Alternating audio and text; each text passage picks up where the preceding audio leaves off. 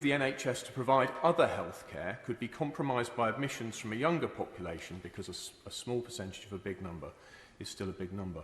But the big problem with that, the huge problem with that, is it concedes the point that our liberties can be used to manage the capacity of the NHS. And I can't concede that. My honourable friend, right honourable friend from Forest of Dean raised it earlier. That's not the way we should be going as a society. And I think if these restrictions which we're extending had been proposed for that purpose in the past, we would never have accepted them.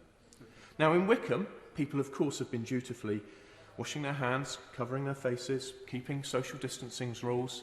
And yet, early in this pandemic, I remember one dear, sweet lady, older lady, was beside herself with anxiety at the thought of having to go about her ordinary life with her face covered. And look at us now, taking it for granted. This is not normal. This is the dystopia which I stood here and forecast on the day we went into lockdown.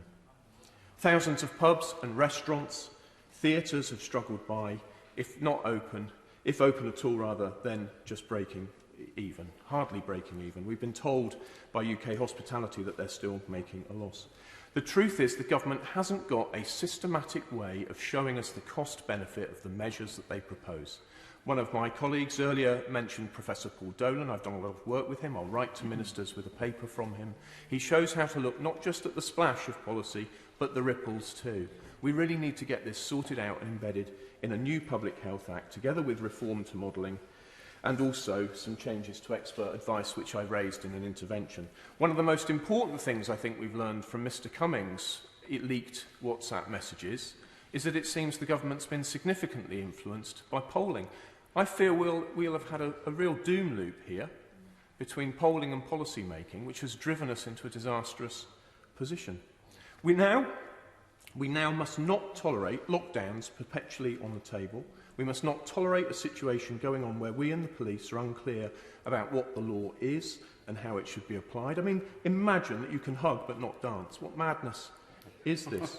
We can't tolerate a situation anymore in which a government social scientist told the author of the book A State of Fear that the government had used unethical techniques of behavioural science to deliver a policy which he said, in his own words, smacks of totalitarianism.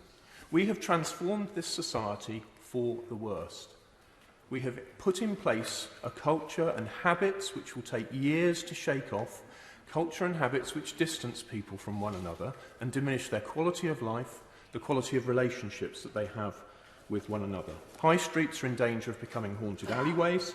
We are in danger of hollowing out and destroying the entertainment industry, much that makes life worth living. Today's vote will go through. It's a foregone conclusion. But as one of my other right honourable friends said, was he implied, if the Conservative Party does not stand for freedom under the rule of law, in my view, it stands for nothing. We have got to have a turning point. We've got to recapture a spirit of freedom. Yeah.